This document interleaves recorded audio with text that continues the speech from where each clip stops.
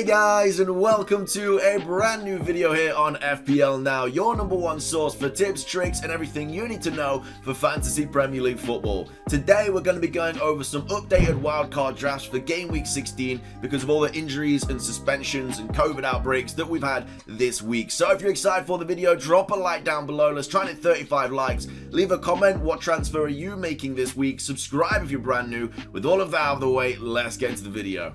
So, starting things off, I'm going to be showing you two different drafts today. The first draft is going to have Ronaldo in it, and then the second draft isn't going to have Ronaldo in it. It's quite difficult to bring Ronaldo in if you don't already have the likes of Harry Kane or a really expensive striker that you can easily just upgrade to Ronaldo, because it really means that you've got to tinker with the rest of your team. So, if you're not on a wild card this week, it is quite difficult to bring Ronaldo in. But if you are on a wild card, it is still quite difficult because there's not that many players you can have in other positions. But do you really want to go without Ronaldo for this incredible fixture? And he didn't play in the Champions League last night, so he's going to be rested. He's ready for Norwich. I feel like he's going to bag quite a few goals in that game.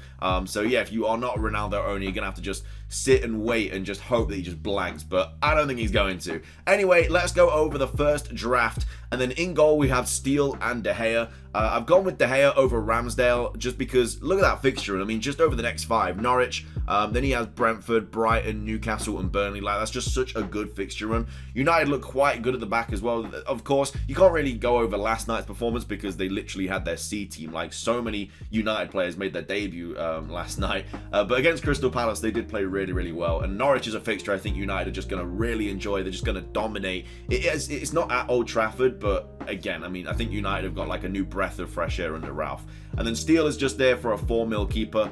If you really wanted to and you had the extra funds, you could bring in Sanchez as like a backup keeper. He is 4.6 now, I do believe. But Brighton are basically going to have like double game weeks coming up because it's pretty much confirmed now that the Brighton Spurs game is not going to be on the Saturday because obviously the Thursday game has been postponed. But like from the camp, it's coming out that it's basically like going to be postponed over like the whole squad, like under 18s and staff and everything like that. They've got like 20 positive cases, so yeah, I don't think it's going to be on at all. I mean, if the Thursday game was called off, then yeah, like it's obviously going to get called off at the weekend as well. So a lot of people are making moves. You know, they're getting rid of Son, they're getting rid of Sanchez. I myself have gotten rid of Sanchez at this point. I brought in De Gea. I feel like he is going to have a price rise to 5.1 because I think like 75,000 people have brought him in now. I think like 4,000 people have got rid of him. So yeah, I've gone with De Gea just because of the fixture run. They look really solid at the back. You could go Ramsdale if you really wanted to. I just think De Gea is the better option as of right now. At the back, we have Soufal, James, Trent, Cancelo, and Livramento. Soufal is in there because Johnson is injured, so he's pretty much guaranteed to start. And ahead of that fixture run, it's a really nice player to have. West Ham aren't great at keeping clean sheets at all. And of course, they've lost quite a few centre-backs to injury recently, but I mean, with this fixture run, it's going to be really nice to have a West Ham defender. And then James, Trent, and Cancelo, again, just over the next 5 fixtures, they've just all got really nice fixtures. So again, you could double up on City defense or Chelsea defense or Liverpool defense if you really wanted to, but I just think one of each at this point in time is good enough.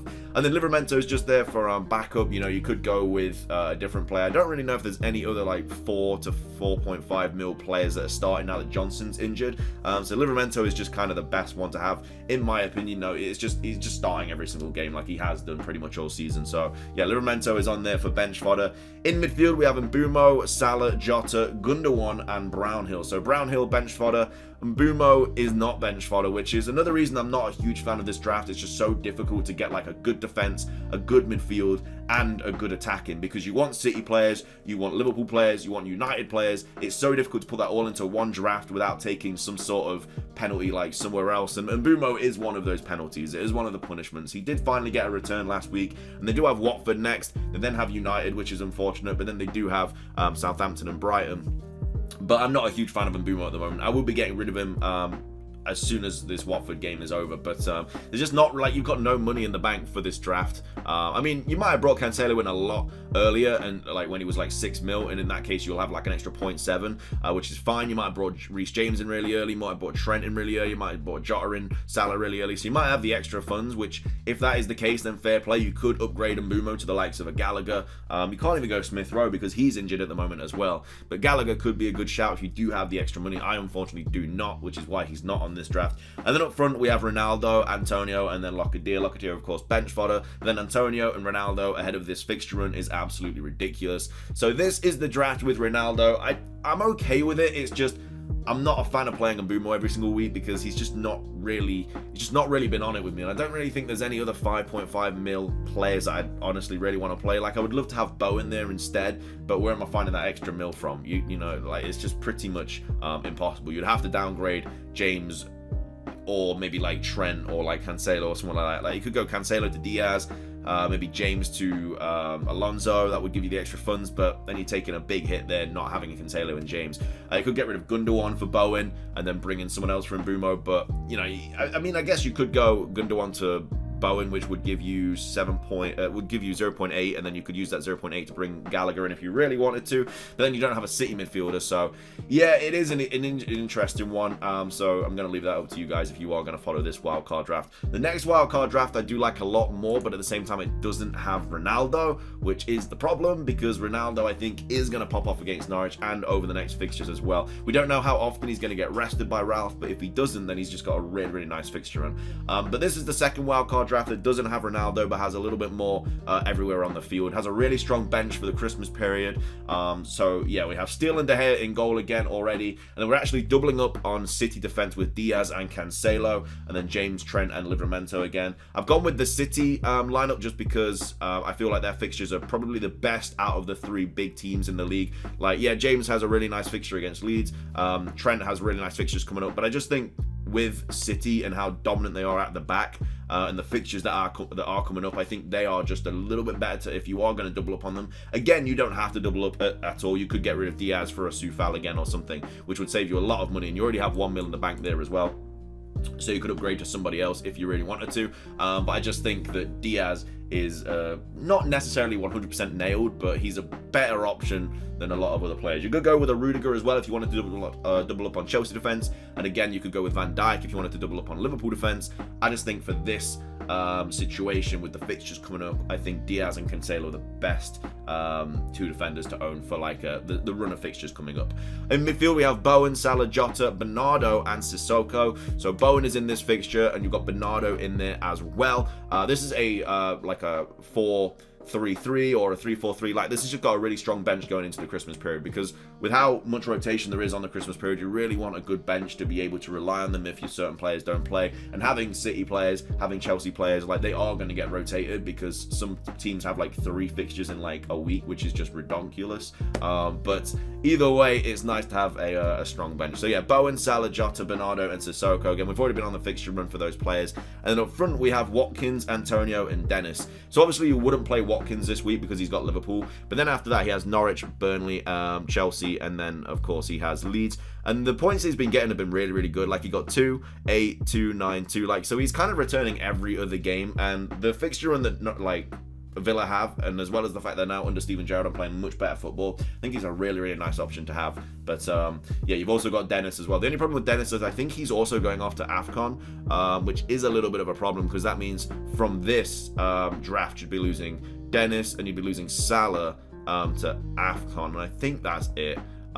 Which isn't the greatest thing, but I guess you could obviously downgrade Salah to Son when AFCON hits, because of course Son's going to have double game weeks and stuff coming up or whatever, or maybe there's even talks of a triple game week coming up if they don't make it through Europa, the Europe Conference League, so that could always be a thing. Yeah, I think I like this draft a little bit more. It's just really painful not having Ronaldo. It's just I don't really know how you can bring Ronaldo in with Chelsea assets, City assets. It is quite difficult. This draft is probably, I don't know, man. I don't know which draft is better, because you're relying on Ronaldo a lot here. Like, if he blanks, like, you still have a lot of other really good players to bring in your points. Like, you still have the core of Chelsea, Liverpool and City defense. You still have 2 Liverpool midfielders. You have a City midfielder. You have a United striker. You have a United defender. Like, it is a really nice draft, but like hitting all of the really nice fixtures coming up.